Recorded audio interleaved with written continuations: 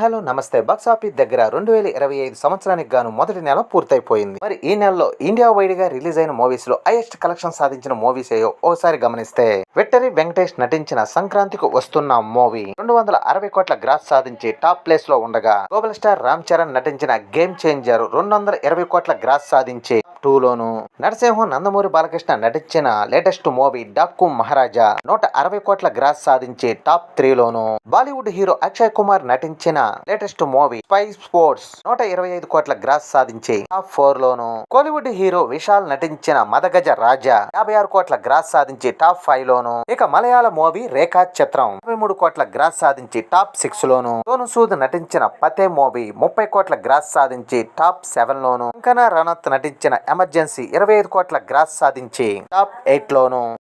ఇక మలయాళ super star Mammootty నటించిన Dominic and the ladies purse movie 15 కోట్ల గ్రాస్ అందుకొని టాప్ 9 లోను, వుడ్ మూవీ కుటుంబ్ బస్టాన్ ఈ మూవీ 14 కోట్ల గ్రాస్ సాధించి టాప్ 10 లోను, వుడ్ మూవీ కదరిక నేలమేలన్ ఈ మూవీ 10 కోట్ల గ్రాస్ సాధించి టాప్ 11 లోను, కోలీవుడ్ మూవీ వరంగన్ ఈ మూవీ 8.50 కోట్ల గ్రాస్ సాధించి టాప్ 12 లోను, అలాగే బాలీవుడ్ మూవీ అజయ్ దేవగన్ నటించిన ఆజాద్ 8 కోట్ల గ్రాస్ సాధించి టాప్ 13 లోను ఉన్నాయి. 2025లో ఇప్పటి వరకు రిలీజ్ అయిన మూవీస్ హైయెస్ట్ గ్రాస్ సాధించిన మూవీస్. ఈ వీడియో నచ్చితే లైక్ చేయండి, అలాగే ఈ ఛానల్ సబ్స్క్రైబ్ చేసుకోండి.